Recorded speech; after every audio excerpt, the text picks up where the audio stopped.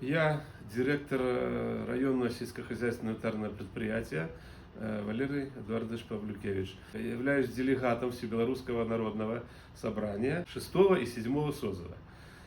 Сегодня я понимаю, что несу огромную ответственность за то, что мне представлено право принимать участие в этом форуме законодательном, который сегодня имеет статус высшего законодательного органа власти. И все делается для того, чтобы улучшить жизнь наших граждан.